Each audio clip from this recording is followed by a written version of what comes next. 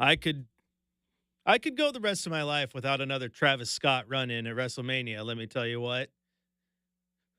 Thought WrestleMania was pretty good. I enjoyed it.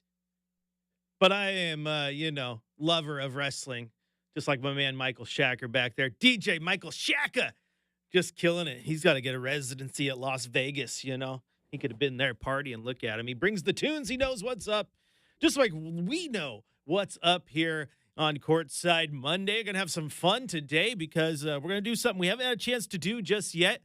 Things have been pushed around a little bit, and so we had some guests coming in and out, and then the season ended, and we had our friend Keith Feltner Smith on the show last week talking about, obviously the Chauncey extension, Billups extension, what have you. We're going to take some time today, though, to kind of look at this Blazer team and grade them individually. Keith and I talked about that a little bit, went through just a few of the players. We're going to go through the roster, though. What do I give your Portland Trailblazers for a grade now that the season is wrapped up? We'll go through that, take a look at some other news that's going on, and that being that the coin flip that wasn't a coin flip, it was a draw, happened today, and your Portland Trailblazers lost that draw to the Phoenix Suns. So Phoenix Suns gets the extra odds there in the NBA draft lottery. Remember, those two teams did split, right? They both tied for ninth. So in that situation, what happens is the odds for ninth and 10th get added and then divided evenly. And then there is a drawing or a flip of the coin, basically, because it's a 50-50 shot there for the team that gets the extra odds. So if it was, 1,001, yep, it would be split in half.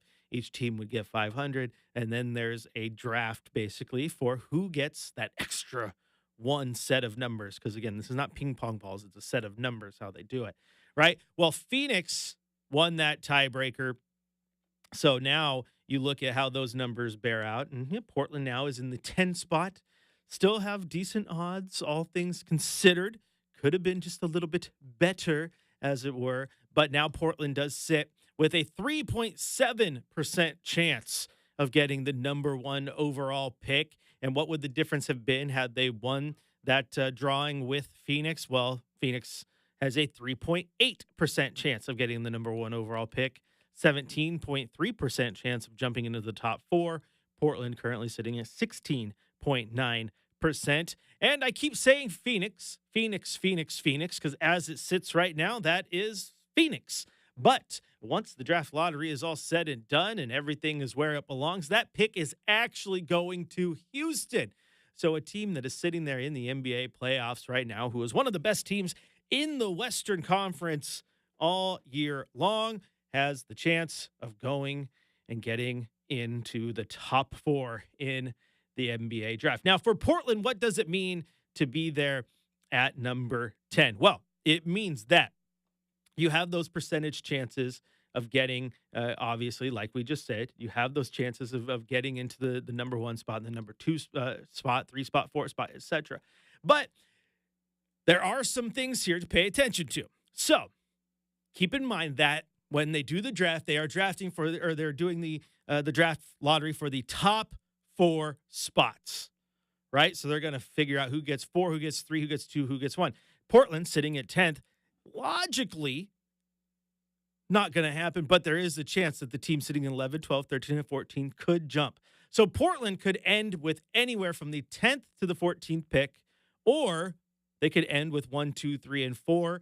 Since they're not drawing for those in-between picks, Portland cannot end now with spot 5, 6, 7, 8, or 9. Portland can only end in the lottery with either 1, 2, 3, 4, 10, 11, 12, 13, or 14. Now, odds do say that there is a very good chance of someone moving up. So right now, as it stands, Portland has, as we said, a 3.7% chance of getting the number one overall pick. Right now, we also told you that they have a 16.9% chance jumping into the top 4 as a whole. But if we break those numbers down for you, Portland now has a 4% chance of getting the number 2 pick, a 4.4% chance of getting the number 3 pick, and a 4.8% chance of ending at number 4. Now, again, they are sitting in the 10 spot, which they stand a 63.4% chance of ending with, And when you factor in the chances of teams jumping them, they have about an 18.5% chance of falling back to 11, a 1.2% chance of falling to 12, and a less than 1% chance of falling to 13th or 14th. Now, if 11, 12, and 13 all jumped up, that would be some unprecedented stuff, the likes of which have never been seen. But that's how it is right now. So there is a chance there. The numbers are final there for Portland, who will enter the draft lottery at the 10th spot. So definitely something to watch as that happens on May 12th, I believe it is. So right there, about a month away, and you'll decide and figure out where your Portland Trailblazers are finally picking. Now that Portland though is solidified that 10 spot, we can look at some numbers. And these are numbers that I broke down going all the way back to the olden days. I can go back to about 1985 on this chart here that we put together to figure out where drafts have been and how numbers have piled out when it's all said and done. And just one time over the last, about 40 years has the number 10 ended with the number 1, as in the team with the 10th best odds ending with the overall pick. And one time has the team who entered the lottery at number 10 ended in number 2. Only 2 times have they jumped in to that top 3. So odds definitely against your Portland Trailblazers moving forward. But all you got to know is last year, number 10 and number 9 both got into the top 3, with Atlanta getting the number 1 overall pick. So it can be done. Happening 2 years in a row, though, would be pretty wild. Pretty wild. You know what else is pretty wild? These NBA playoffs, man. They are absolutely bonkers right out the gate. We've seen blowouts. We've seen crazy finishes. We've seen teams who we thought would win an easy home game drop a home game. Like, it's been NBA cinema from the tip here in the NBA playoffs. And Chad asked me about an hour ago over there on the River City Drive, like, what has surprised me most so far about these playoffs? And boy, it has to be what Oklahoma City went and did to Memphis. They got that team just all wrapped up, head sideways, eyes crossed, feet pointing in 2 different directions. No idea what was going on. And you know what? Is it shocking that, this would happen to a team who went and fired their head coach right before the playoffs started? I mean, who could have seen this coming, right? But this is what it is, man. And Oklahoma City went out there and looked like the best team in the playoffs, quite frankly. They looked absolutely phenomenal. They beat Memphis 131-80 in game 1. And it sounds weird to say that when a team wins by 51 points, that you can still look at that scoreboard and go, the score was closer than the game. Like, it makes it look like it was a closer game, because it was not. At one point, I had posted on social media that the lead that Oklahoma City had over Memphis itself would have had a lead over the Grizzlies, because at one point I believe it was 100-49, or it was 99-47, right in that space. I'm like, okay, well, a 50-point lead and the other team has scored less than 50. The lead has a lead on Memphis, who just couldn't figure it out. And for the Thunder, they just looked as every bit as good as advertised. They are a team who comes into the playoffs as the best team in the Western Conference. Everyone knows how good they can be. We've talked about them being built for a playoff run, right? Because they play physical. They can get you with multiple different offensive weapons. You look at this team, all 5 starters in double figures in that game. Aaron Wiggins off the bench, he had 21 points, 9 points for Jalen Williams. And the starters, Lugan Dortz had 12. Shea Gilgeous-Alexander had 15. Hartenstein had 14, 20 from the other Jalen Williams, and 19 from Chet Holmgren. So they were just pouring it in. They shot 50% from the floor, 35% from deep, 93% from the free throw line. That'll get it done. Memphis shot just 34% from the floor. Only one player in the double figures in the starting lineup. That was Ja Morant, who had 17 from Marvin Bagley Jr. off of the bench as well. A rough night. I would suspect that Memphis can bounce back. They do have a good team. They do have a talent there. Obviously, Bane is good. Morant's good. Jackson. You can go Pippen Jr., Zach Edey. Like, they got guys, right? But, man, when you get rid of your coach right before the playoffs, it can send you a little wobbly, all right? It can send you a little wobbly. Maybe that's the reason that the Nuggets had to scratch and claw to get past the Clippers, 112-110 in overtime in game 1. Nikola Jokic, 29 points, 9 rebounds, 12 assists. Westbrook came up absolutely clutch in the final minutes of that game. And so it took those vet guys, but they don't have Michael Malone anymore. So it's just one of those things.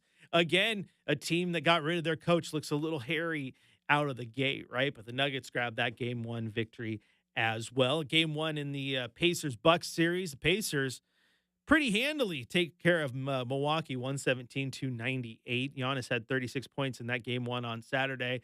However, Damian Lillard could be making his return to the lineup shortly, obviously dealing with the blood issue, and hopefully he's good to go. The healing process seems to be pretty unprecedented as he's been healing up very, very quickly. Chris Haynes tweeted out earlier that he is questionable for tomorrow's matchup against Indiana in game two. So we'll see where that goes. But the Pacers took care of business. Right now, you got New York and Detroit going at it in game two. Detroit with the 66-53 lead midway through the third. Detroit did drop game one over the weekend, though, 123-112 in a game that they played very good. Like they led for large chunks of this game. And then in the fourth quarter, when the Knicks decided to flex on them and show them why, again, they're a Tom Thibodeau team who can play physical and make you work. They outscored the Pistons 40-21 in that final period to grab the 123-112 victory. And again, we'll see how this plays out because this game right now kind of playing out similar. Right now it's a 13-point lead, but Detroit getting what they want. New York is just kind of feels like they're waiting for that moment to flip the switch. We'll see if they get it done. Now, I talked about OKC being a surprise from the weekend. I also think that the other surprising outcome was what happened down in Tinseltown, right? As the Lakers, a team with Luka and LeBron and all the stuff that comes with that, they got punched in the mouth on their home court by Minnesota, dropped that game 117-95. They just looked like they were not ready for the physicality of the Timberwolves, who brought it on both sides of the floor. Three players, 20 or more points. Naz Reid had 23. Anthony Edwards had 22. Jaden McDaniels had 25. Julius Randle, former Laker, had 16 points. Mike Conley, 9 points as well. Rudy Gobert had just 2 points, 6 boards, and a blocked shot. But again, everyone else was doing what they needed to do, and it was the physicality of the game. They got LeBron and Luka off of their game and out of their comfort zone. Just one assist from Luka Doncic. You don't see that one happen very often, so we'll see if they bounce back. But all I know, man, storylines on storylines already. This thing is playing out just how we expected. We expected drama. We expected intensity. We expected a few surprises. The NBA is delivering. No one has ever accused the NBA of not delivering. It's like Chad and I said earlier, though, man. Playoff basketball is special. When all of a sudden everyone's game planning how they should and they're playing tough and the refs are letting calls go. Playoffs, man.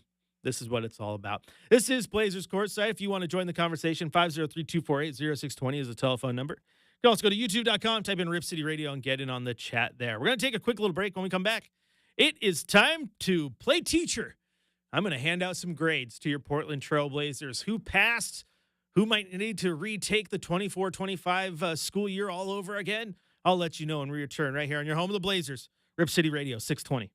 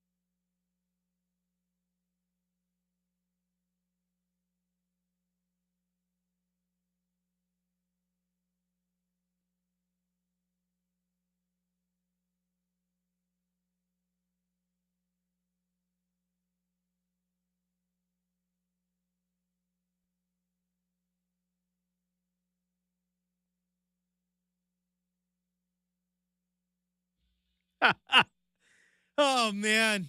Shacker tells you one thing during a commercial break and then comes in with this song, and it's Once the Dots Connect, I'm hot for teacher.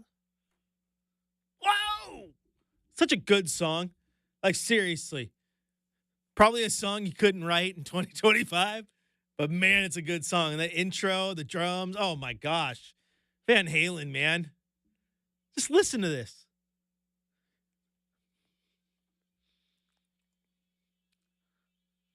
Gosh, Eddie Van Halen. He was a guitar god. A guitar god. All right, welcome back into Courtside Monday. Chris Burkhardt here with you on this beautiful Monday afternoon. The skies are the clouds are coming in, but that's to be expected. That's Portland for you, right? I heard that Chad has had his day ruined because it's supposed to be a little frosty tomorrow. He might not be able to get up and go golf.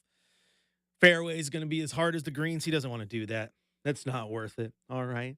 That's all right. But I'm here with you today. And here's the thing, too. We're going to be with you as much as I can this summer. I'm going to try to get to you every single Monday through the playoffs. And then we'll have the lottery, right? The draft, all that stuff, right up to Summer League. I was talking to our insider, Sean Hyken, who, again, you should be following over there at the rosegardenreport.com, about how, like Summer League is 3 months away.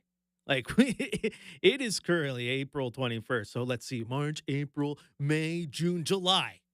That's 3 months because I believe Summer League starts on July 10th.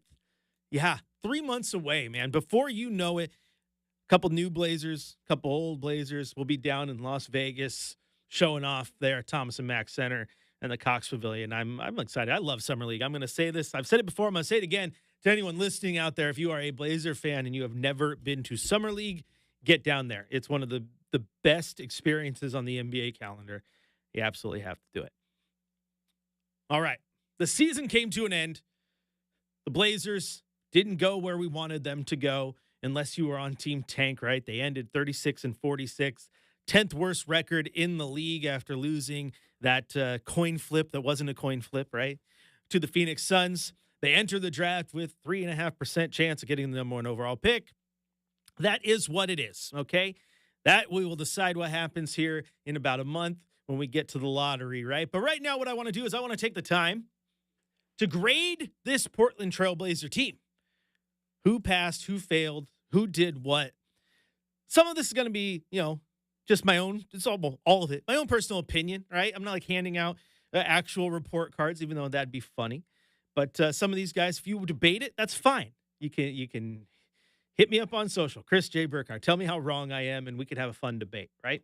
But let's do this thing, right? So we're going to start on the bench, work our way up to the starting lineup. And for my purposes, the starting lineup is the starting lineup that basically ended the season, right? Ant, Shea, Tumani, Denny, and then we're going to go with Donovan Clingan as my starter, right? But we're going to start at the end of the bench. And Sidy Cissoko, right? Bryce McGowan's, Justin Minaya, all, incomplete. We've seen that pop up on a report card, right? Incomplete. Not enough information to give them a grade, right? If they want to come and show some more work next season, right? After the midterms, what have you, then we'll grade it from that point on. But right now, just not enough to determine what they could do. Now, Minaya, good down there in the G League. Bryce McGowan's was second team All NBA G League, so good job for him, right? But just not enough to fully give him a Trailblazer grade as they continue to improve and show us what you can do. Now let's look at some of the guys who did play. All right, let's start with a guy who didn't play until very late in the season, and that is Matisse Thybulle, right? And he is an interesting one here. How do you grade a guy who only played 15 games? You're going to sit here and you're going to go, you can't grade those other guys, but you can give Matisse a grade. I give Matisse just a solid C. He passed, right? Because he is obviously still leaves a little bit to be desired offensively. Although if you count those 15 games, he did set a career high in 7.5 points per game. But when he came in, he did exactly what you wanted to see from him, from a guy who missed a year of basketball, right? Defense was there. It was phenomenal. It left you wanting more, though, because you're like, okay, there's stuff going on this offseason. What happens with his contract? Is he going to return? But you're sitting there and you go, I want to see a full year of healthy Matisse Thybulle playing next to Tamani Kamara, running defenses next to each other, right? I want to see that. That left you wanting that more, right? And I think a C leaves you wanting more, right? He had moments where it was an A plus, right? That block against Toronto, first game back, all that stuff, right? But he just left you wanting a little more. And the thing with Tease is you know that he has it in him. You know he has it in him. And I think it's going to be exciting to see him healthy for an entire year. All right, Robert Williams next on my list. Robert Williams came in. He only played 20 games this year, right? He averaged just 5.8 points. He had 5.9 rebounds. He averaged 1.7 block shots in 17 minutes per game. That's a pretty good ratio of blocks to minutes, right? But Rob Will, just like my man Tease, he gets a C. Although he gets a C minus. He gets a C minus because it was a different injury all the time. Right? At least with Tease, it was basically just that one that just kept going long. He had the one little setback in rehab, but with Rob, it was the knee, then it was the head, then it was this, and it was that, and he just couldn't get on the court, right? And just like Matisse Thybulle, when he was on the court, he left you wanting more. You're like, oh my gosh, if I could just have a full season of this guy healthy. Look what he can do. He's a great rotation big. I love how he can come in and he can spell Donovan Clingan or DeAndre Ayton, but I just wanted more. I just wanted more. I really see the potential there with him. It's all about how healthy he can be. At this point, he is now 7 years in. He's played 235 games. He has not played 82 games total over the last 3 years. He has been in Portland for 2 years. He's played 26 games. That's not enough. That's not enough. C minus for our man, Rob Will. Dwap Reith is next. Dwap Reith played 46 games for your Trailblazers this year. He did have a downtick from the numbers we saw last year, going from 9.1 points to 4.2 this year. Rebound numbers down, assist numbers down. The three-point shot, not as lethal as it was the year prior, shooting just 32%. But good old Dwap Reith, he passes. He gets a C plus, though. He gets a C plus just because of the downtick in production. And again, that three-point shot, which he can hit, just was not as lethal. And not saying it was lethal the year prior. He shot just 35%. But there seemed to be just a lot more misses than we were used to with him. But he does get credit for just being ready, right? He was ready when the injuries came up and they needed him to play. He jumped in, liked what you saw from Dwap Reith when he was able to go, right? Absolutely like that. Next on the list, everyone's favorite young player that they get to go root for, Rayan Rupert. All right, Rupert comes in, and this sounds weird just because you look at the numbers, you're like, really? But when you think of the injuries and the times that we were up there, got in 52 games. Oh, Rayan Rupert did. Not too bad at all. Not too shabby for the 20-year-old. He averaged just 8 minutes, though, and then he had those games late in the year that buoy those numbers because he was playing, 30 minutes a night. 3 points per game. He shot 27% from deep. Not great. One rebound, half an assist. Also, just a solid C. Solid C. You pass, man. You didn't do anything terribly, but we still need you to continue to get better, right? And we know you can. You're just like you know what? You're a young guy. If you've played 52 games, 39 games a year prior, you're not even 21 years old yet. You're going to be okay. I did think at the end of the season, though, when he was getting run, he looked good. He looked good. All right, Jabari Walker. Everyone else's, favorite lunch pail, hard hat guy. He comes in this year, had a couple setbacks like concussions and all that, but he played 60 games, got one start, 5.2 points per game, 3.5 rebounds, 0.6 assists. So nothing that just jumps off there, but he's getting a B. So far, he's our highest grade, a B. Why am I giving him a B? Because my goodness, was he just not, every single time he got on the floor, the energy that the team needed.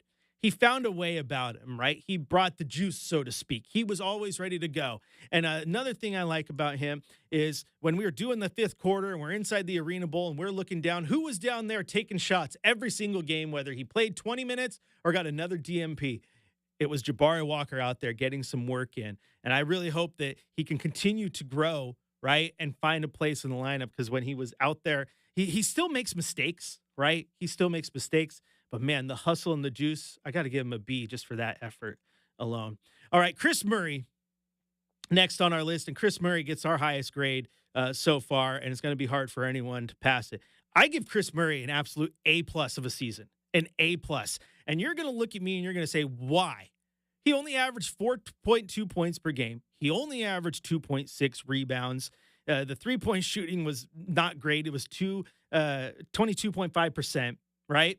But he played 69 games. And the reason I give him an A plus, and you know what? Let's refine that. Let's just give him a solid A. A solid A. We'll reserve the A plus. The reason he gets a solid A is just because he showed up, man. And what I loved about him was it didn't matter if he played 8 minutes a night or 38 minutes a night. He was ready to go. Ready to go. Right? Coach called upon him. He did the thing, did what he did to do. And he didn't make a lot of mistakes. That's the thing. He's not a great shooter. He's not a great athlete in NBA terms, right? He's a so-so defender, probably a little better on that end than he is the offensive end, right? There's nothing that jumps out that he does exceptionally well except the basketball IQ. He doesn't make mistakes. He was always ready to go when coach called upon him, and that is a talent and has value in and of itself, and I loved that from Chris. He gets an A. He gets an A. Delano Banton next on the list. He could get an A plus just in nicknames alone because DB Hooper is an objectively awesome nickname. But I'm going to give him a B, right? And the reason I'm giving him a B, and you're like, yeah, but Chris Murray got an A. I just think the reason he gets a B is because he came in after that trade with Boston, right? People kind of latched on to him early in the 30 games he played with Portland last year, because he averaged 16.7 points in those games, right? This year, over the full season, 67 games, 7 starts. He shot 32% from beyond the arc, only had 2 rebounds, 2 assists, and 8 points per game. So drastically different than what he had last year when he kind of caught lightning in a bottle. I think the downtick is to be expected just because you're sitting there and you got Scoot, you got Ant, and you're battling for minutes. But again, he didn't do anything bad, right? He just didn't do anything good. Like, he didn't show some improvement. At least with Chris, I feel like I saw improvement from him, and I saw the readiness and the mind always churning and learning the game. DB just kind of is what he is, right? And if that guy's on your roster and he's part of your rotation, even if it's at the end of the bench, I think you're okay with that because he's there when you need him to be, right? And that's good. That's good. He gets a B. Wasn't super great, but he gets a B. All right, Jeremy Grant. Jeremy Grant, our first air quotes big name on the list here of grading these players for you on this season. And I love Jeremy Grant. You know I love Jeremy Grant. Jeremy Grant, I loved when they traded him here. I liked him in OKC and Denver and Detroit. I like Jeremy Grant. I still think he has the potential to be really good on a team that is, not Portland. But he did not do good this year. He did not do this good this year. And does he pass? I think it's a passing grade. I mean, it was 14 points per game, which is fine. The rebound numbers are always what they are with him. The injuries chipped in as well, but he gets a C minus. He gets a C minus. Needs to show improvement, right? Talks too much in class. Can be a distraction. It was just such a massive downtick of a year for him.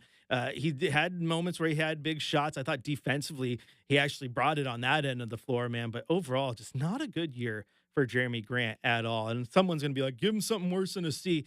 I'm not handing out any D's or F's yet. We'll see what happens the rest of the way. All right, Scoot Henderson next on the list.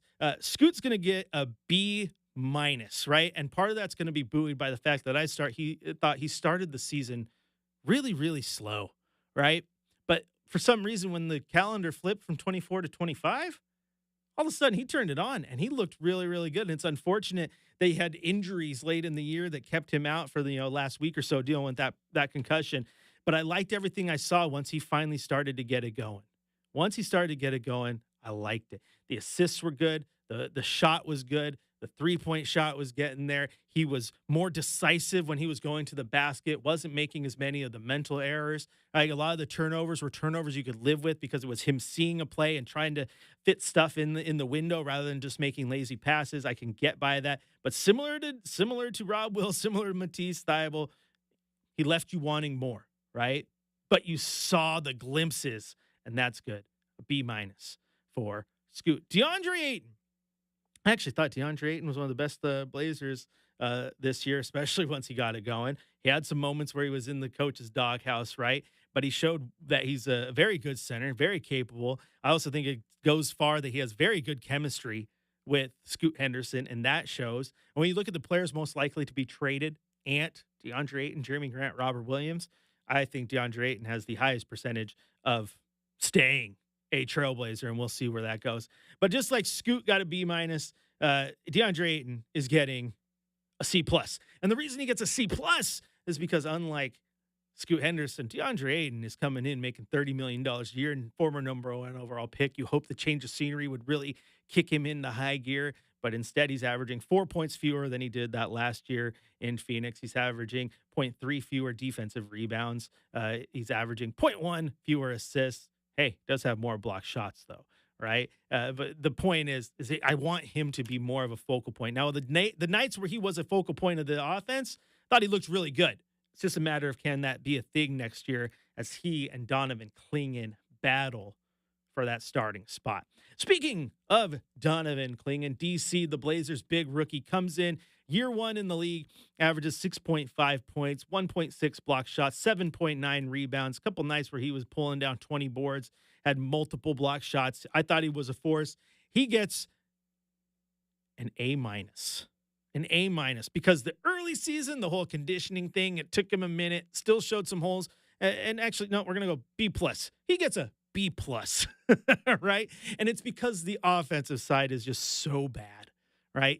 There is no offensive game for him right now. No back to the basket. He tried to get the 3-point shot going. He hit a few of them, but he can set a solid pick and he can get a good offensive rebound, but he does not score in bunches. And that's something I definitely think will come with an offseason of work.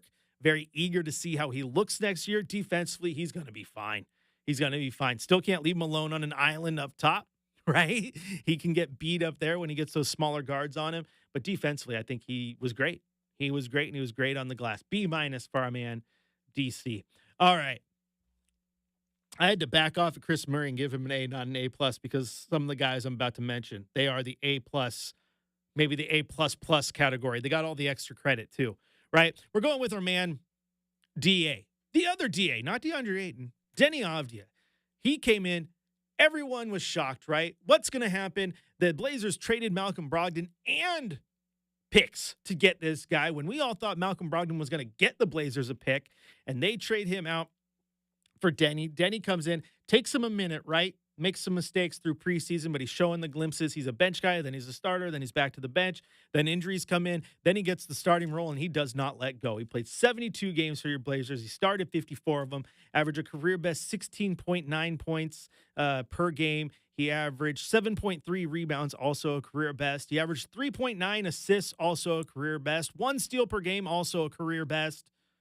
And you can just go down the line. A career year for Denny Avdia, and was easily the Blazers' best player all year long. Offensively, got the thing going. Defensively, was he was there when you needed him, right? He was so good. And the future with him is bright. He's only 24 years old, which is absolutely crazy. That's filthy. That's filthy. All right, we got 3 more players, and we're going to let you marinate on this. Tumani Kamara, Shaedon Sharpe, and Anthony Simons. What are my grades for them? Also going to throw Coach Billups in there just to see how we feel, right? But so far, how are we feeling? Do you agree with me? You probably think I'm way off base. Like, oh my gosh, she didn't even fail anybody. I'm a nice teacher. I want to give my kids a chance to come in and get some work done. Okay? But that's where we're sitting right now. An A+ for Denny Avdia. So damn good. All right, we're going to take a quick break here. When we come back, we're going to hit those last 3 players, put a bow on this thing, get out of here. Talk a little more basketball, though. Right now, Detroit with a 82-73 lead in the fourth quarter over your New York Knicks. Game 2 of the Eastern Conference playoff series there. This is Courtside Monday. I'm your host, Chris Burkhardt. Don't go anywhere. Plenty more coming up after the break. Right here on your home of the Blazers, Rip City Radio 620.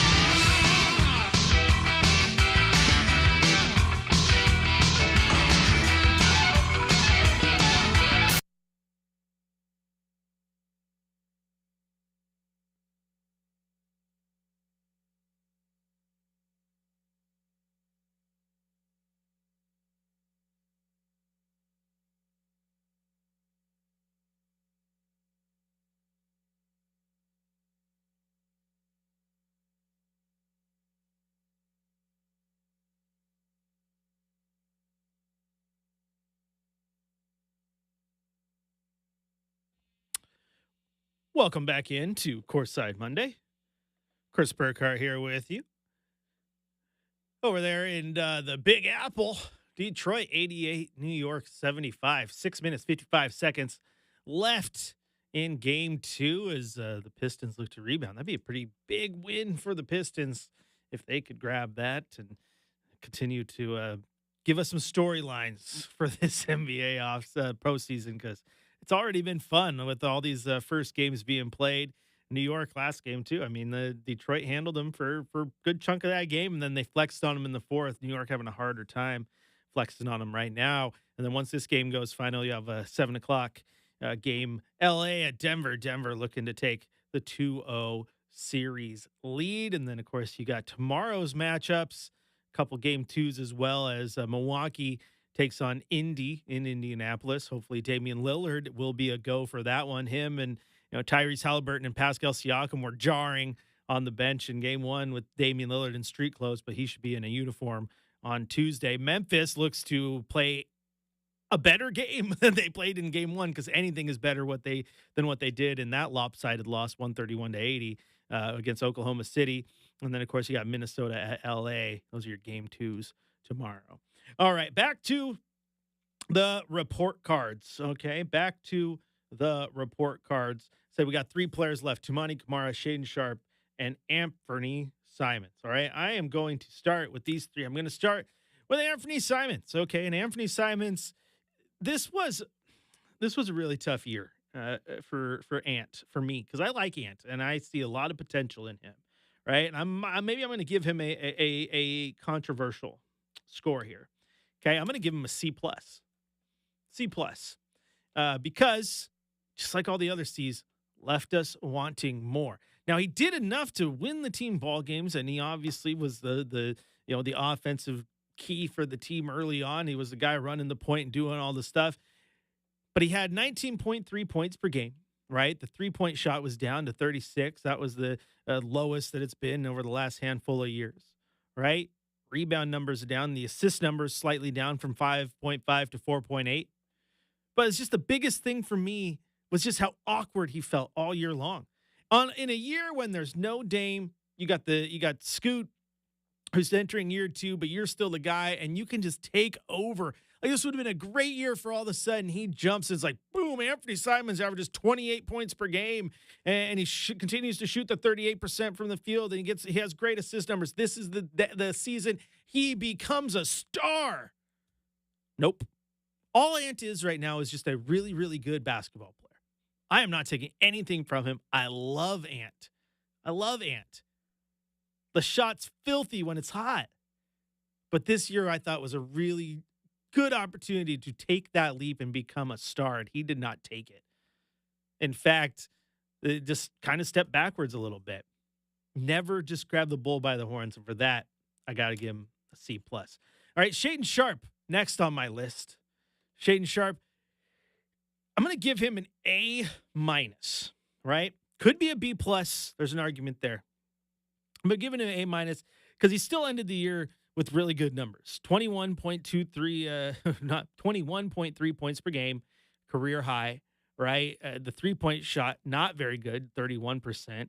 But he had games where he was filling up the rebounding chart. The assist numbers were good. The defense was bad enough to get him pulled out of the lineup. But I love the fact that he responded and he got better and he got back in the lineup, right? And he wasn't a defensive liability. At the end of the year, he was listening, still making mistakes, but I just love the fact that the coach had his ear and he was listening. But the biggest thing for me was just that last week or so, right? Well, not week or so, I guess last 7 games, right?